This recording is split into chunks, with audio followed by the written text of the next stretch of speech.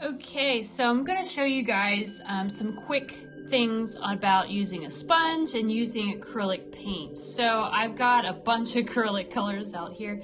I have my sponge, and if your sponge is actually shaped like this is great, because then you can actually make it into that shape that you probably will need. You can use a kitchen sponge and just cut a little corner off of it and then use just a small kitchen sponge instead. Whatever you do though, once you are done with this, please make sure you wash it out, because if you don't, it can get stiff and then this part will no longer be usable. The acrylic paint will dry and turn into a stiff surface, so make sure you do that. But if you don't have a sponge like this, once again, you can go ahead and use a kitchen sponge. All right, so let's go ahead and get started.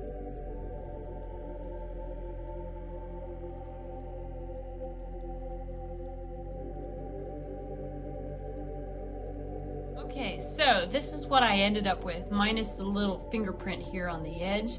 But you can see that you can get almost like a spray paint effect if you follow those directions on how to use a sponge. Right now, I went ahead and I washed out the sponge, and then I squeezed out all of the excess water using a paper towel. And now I'm ready to go ahead and try other techniques. So if you have a color that's dark and you're going to make a dark section, be very careful with the darker colors. They can actually overtake anything else. You also notice that when I started to create that very soft shading of these colors, I tapped off some of the excess paint.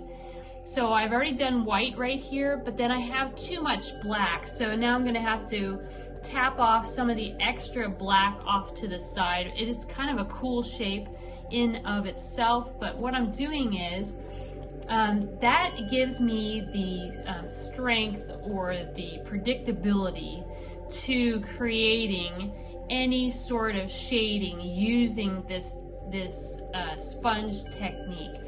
It's because I took off the excess of the paint and then I put it over there to the side. That does not mean that you can go back and actually reverse it. So I'm taking the white and I'm tapping off the majority of it. And what I'm doing here is then, because this white is sort of mixed in with my black, I'm getting a gray. And so as I'm tapping this, I am moving outward, creating this really cool, rich softness that, you know, a lot of spray paint has. But you don't want to do it again because you basically have too much black. So I would suggest washing this out, squeezing out all the excess amount of water into this paper towel, and then just go ahead and you can add a little bit more white to it, or what you can do is move the sponge over to a clean area, take a little bit more white, tap it off, and then literally add just a little bit more to the center to make that a lot softer. So that's how you can cover a 3D printed object, or you can also use this for a laser cut piece, or you can use this same technique by just taking a piece of paper or a canvas and actually using this technique on any of those surfaces.